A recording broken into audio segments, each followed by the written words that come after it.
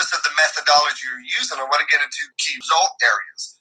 And the reason I want to give you those key result areas is because I'm going to treat you like adults, right? We're all adults here. If you're going to learn something, to me, it's easier to learn something if you understand what's important. So then you can spend the time getting good at the important stuff and skip over or go through very quickly the stuff which has little importance in your presentation. Okay? Really, this is where we started 2 weeks ago. 2 weeks ago, we were really focused on getting you to understand enemies of nutrition, right? Enemies of nutrition is 50% of the cell. So it's that important that it requires a lot of effort and energy to learn it. 50% of yes or 50% of no falls on the enemies to lose nutrition, which is so important. Of course, we've explained the enemies to lose nutrition also involve the carrot test and how important it is to make sure that the customer does the carrot test. Either you're in their home and you're shredding a carrot on the machine, or they're in their own home and they're shredding a carrot on the grinder. It's so important. And the last part of that is 93% nutrition, how important that is to a customer. Last week we kind of went into solution, right? And, because in selling is simple. Here's the problem. Here's why we have the problem, and here's the solution. So the solution is a very important part. It's not quite 50% of the sale. So if you forget to tell about the detachable handles, you're probably still going to win, right? If you forget to explain maybe the outside metal so thoroughly, it's not going to hurt you that much. If you forget to tell them about it's the world's smallest oven, probably not going to kill your presentation. It's important because it's about the value building of understanding why we built the cookware. Of course, when we cook, and I explained this last week to you, the cooking is the proof. This is, let me prove to you what that Salamaster can cook frozen. Let me prove to you that we can cook vegetables without water so they retain flavors, colors, and taste. And of course, about fighting things like cancer because the diet is so important. I'm going to prove to you we don't need fats and oils in the cooking process because of the material. And of course, I'm going to show you how to save time, save energy, save money. This is last week's topics, and it's so important. But we're really going to kind of move forward today, because as you're presenting, you're going to come to the point in the presentation where you're going to show the customer the sets. And I'm one of those big believers that don't show every set we make. Focus on 3 sets, keep it simple. And you want to kind of get the customer to kind of find a set they like. Is it a master? Is it a professional? Is it a presentation? And, we go through that urgency of the first call special, but we're eventually going to come to this part. And this is a part, by the way, I'll be honest with you, this is how I've won a lot of business in a 22-year career, is the pollution test, or some people call it the pot test. I don't call it a pot test because the wrong people keep showing up, if you know what I'm saying. Pot test, get it? Yeah. So pot test, pollution test, I like to call it also a comparison test because it's exactly what it is, guys. It is the comparison between Salad Master and what you're going to buy in the supermarket, in IKEA, in a local store, and it's important to show the fundamental differences.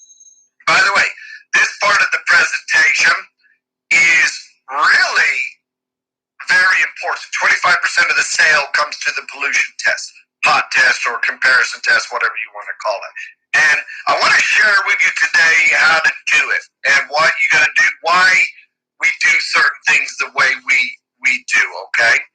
First thing I want to say is the pot test has to be done every presentation. So if the customer comes to the office, please make sure the customer brings their pots and pans with them.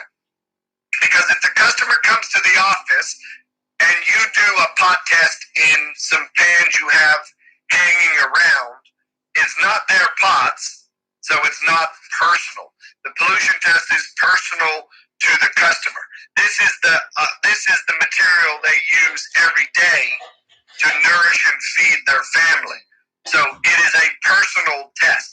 If their cookware is not there, then you're really just kind of giving them a comparison test, which is not as efficient.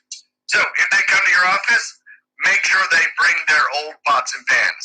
If they show up at the office and they don't have their old pots and pans, send them home. Say, oh, would you mind go back home and get your cookware? It's that important. If you're visiting the customer at their home, guess what? Doesn't matter because you're in their kitchen, their cookware is there. It's the perfect environment to do this. If you're doing a virtual presentation, hear me on this. Even on a virtual presentation, I do the pot test. Because just as I want the customer to see the carrot test, I want them to see, taste, and smell the pot test.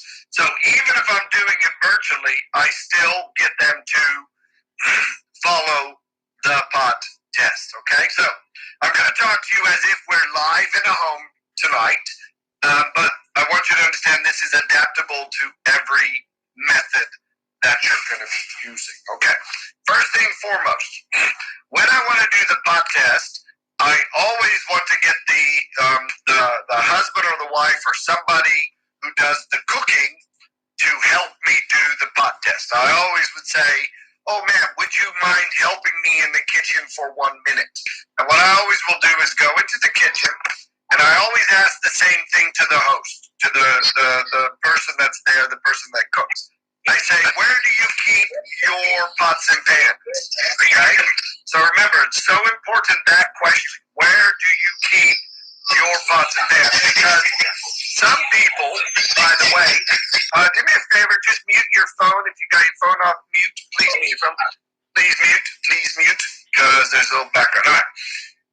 So what you want to do is ask, where do they keep their pots and pans? Because if you just use what you see, you know, a lot of people I know have pots and pans that they only use when they're doing big parties. You know, like when big family events are happening, they'll use those big aluminum pans, or they might use that stainless steel pan or that non-stick pan for certain dishes they make. So it's important that we get them to show us where all of their cookware is, because to do a proper comparison, you need to have 2 to 3 pieces of their cookware on the stove. Most people have stainless steel, so you want to use one of their stainless steel pans. Most people have a non-stick frying pan, you want to use the non-stick pan. And depending where you are, a lot of people use aluminum, big aluminum pots, maybe for when they're catering or family parties or whatever. So you definitely want to use that as well. And what I always do is I say to the customer, do me a favor, pull out those 3 pieces of cookware and put them on the stove. And then I say, and here is the Salad Master pan. So put the Salad Master pan on the stove with the other ones. And then the customer has the Salad Master and has all the other 3 pieces. Then I say, remember that glass I asked you to get? Do me a favor, dear customer. Could you fill the glass up full with water and put 500 milliliters of water in each one of the pans? Okay, so I hope you hear me in this. I don't put the water in the pans. I have the customer put the water in the pans. That's the important thing.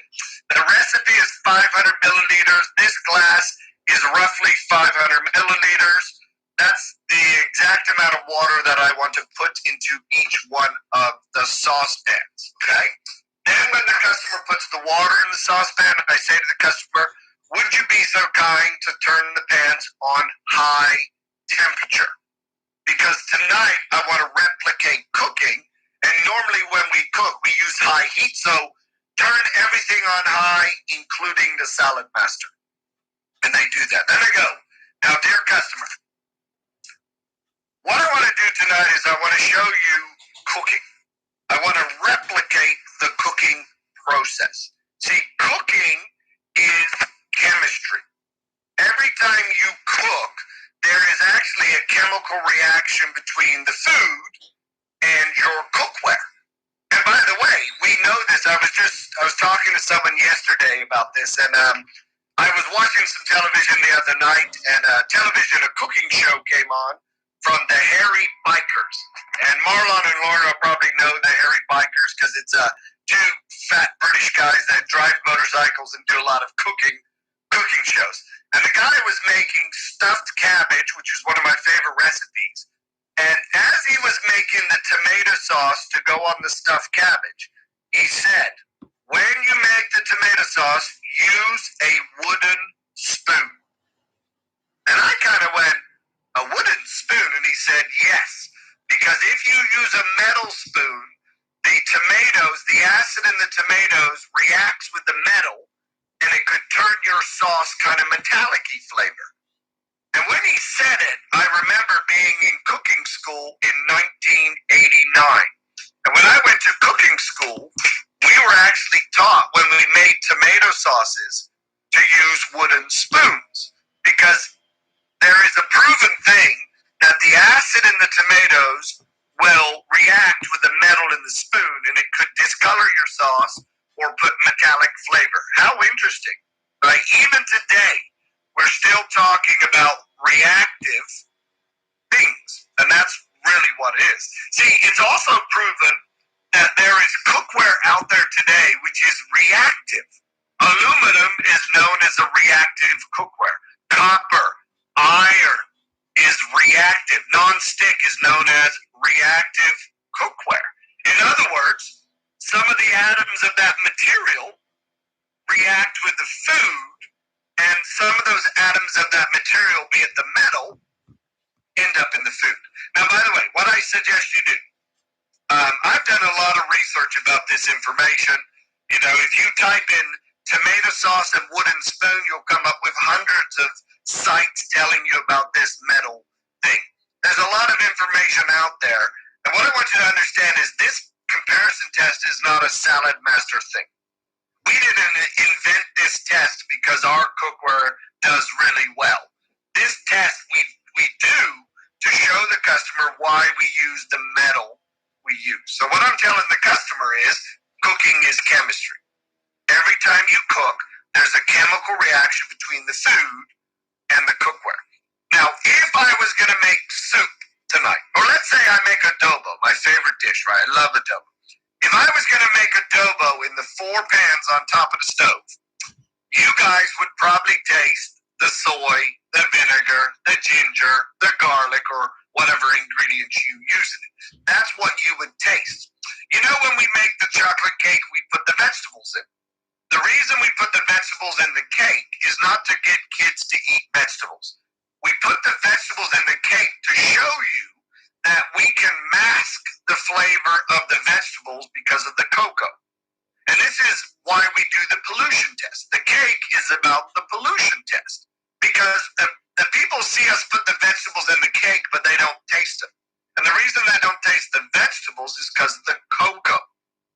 So this is why when you make adobo, you don't taste the metal or the plastic. It's in there, but you don't taste it because the soy or the ginger or the garlic is dominating the flavor. Imagine this, you know, things which are acidic like tomatoes, vinegar, lime or lemon juices. If you put these into a saucepan, a chemical reaction is going to take place. And adobo is a very acidic dish. So if I was to cook adobo in all 4 pans and ask you to taste it, you would taste the vinegar, the soya, the garlic, and the ginger.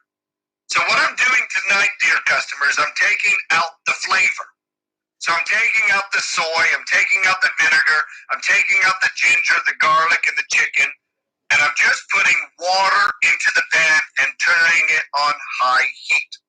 Now, to replicate the cooking process, I need to put something into the pan to show you what happens when we cook. So tonight, I'm going to use bicarbonate of soda. The reason we use bicarbonate of soda is because it's a natural appearing mineral.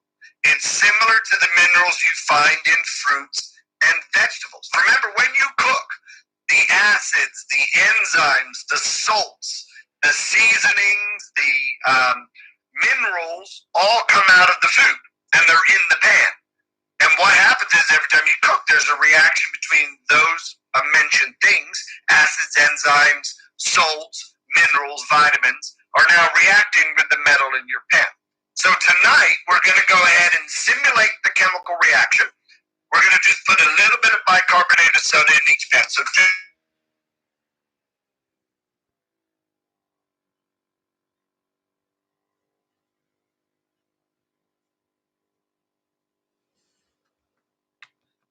me a favor, dear customer, every pan, bicarb in every pan, okay? So now the customer puts the water in the pan, the customer turns the pan onto high, the customer puts the bicarb in every pan because I want the customer to do the job. Because I don't want the customer to think I had something up my sleeve. And when I was putting the bicarb in there, I added an extra ingredient. Because people are skeptical, right? So I don't want any ambiguity. I say, dear customer, please put the water. Dear customer, please turn it on hot. Dear customer, please put the bicarb. Now, once the bicarb's in, this is when I'm going to say to the customer, okay, let's go back to the dining room. Let's leave the kitchen. Because when the pots are boiling, I don't want anybody to be standing in the kitchen getting those fumes, okay? And by the way, if you're training somebody and they're in the kitchen doing the cleaning, when you do the pot test, take your recruit out of the kitchen with you. Never leave somebody in the kitchen if the customer's not in there. Because the customer will think, when they taste the water, they'll go, but what did that person put in there? You must have put something else in there. It didn't, I'm sure it wasn't going to taste like that. What did you do that I didn't see? So this is why I try to do everything transparent, so they do everything.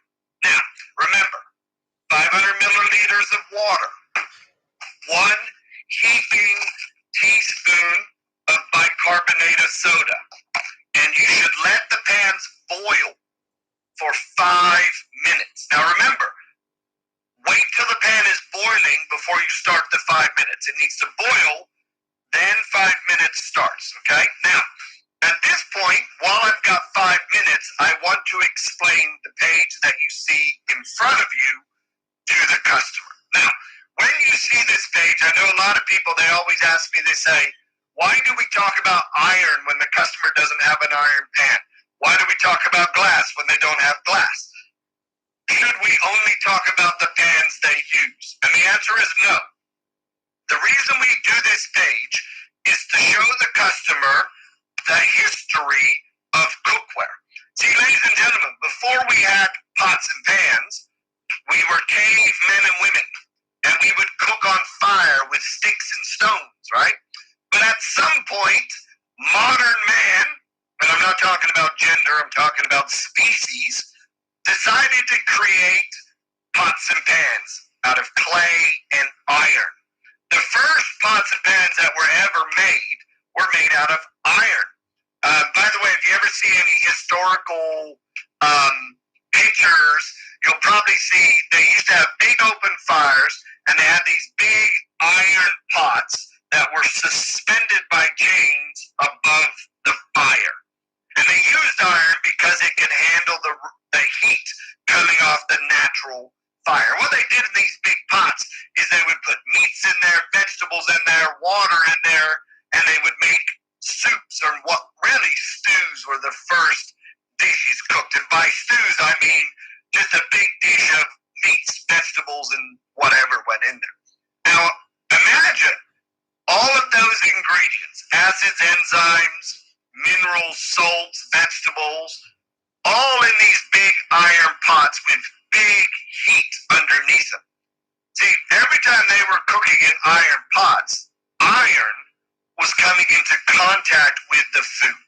So every time you ate out of an iron pot, you were getting trace elements of iron in your diet. Now, iron is not, when we talk about iron, if you have an iron deficiency, drink Guinness.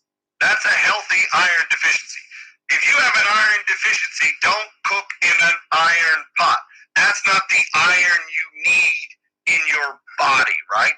Now, if you go to the glass stuff, let me ask you a question. Here's a glass right here. If I put this glass on my kitchen stove, it would shatter into 1,000 pieces. Why does the Pyrex not shatter when we put it in the oven? Why does the Pyrex not shatter when we put it on top of the stove? The reason is that glass has been toughened with lead. Think about that. You know, they took lead out of our water pipes because it was dangerous. They took lead out of petrol for safety concerns. But when we use Pyrex dishes, this is glass toughened with lead. So if you cook in a glass pan, you're basically getting trace elements of lead into your diet. Now, let's be honest. The two mentioned things I've just told you is heavy metal toxicity. Heavy metal toxicity, iron, and lead.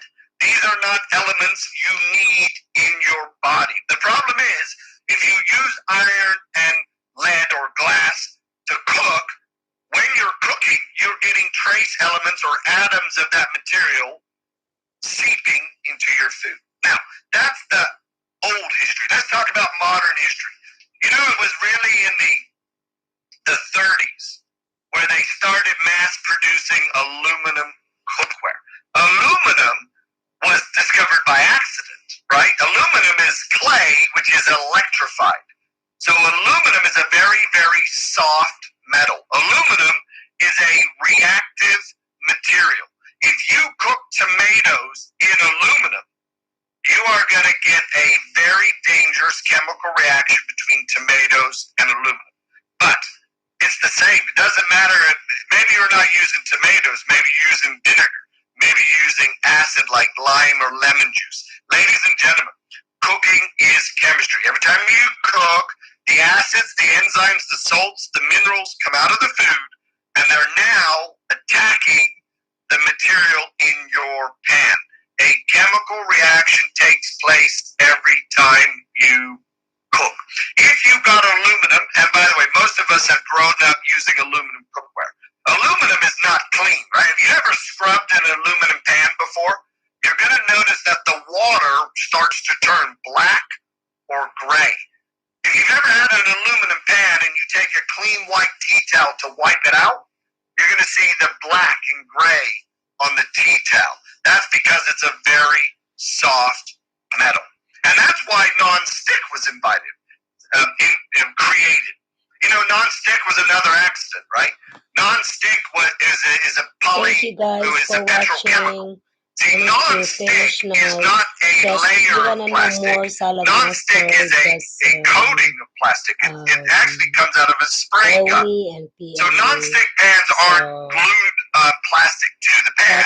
It's actually spray painted like you would a car. The non-stick coatings we use, and you can call it Teflon or T-Foul or any of those things that you want to. Non-stick is a chemical. It's called polytetrafluoroethylene.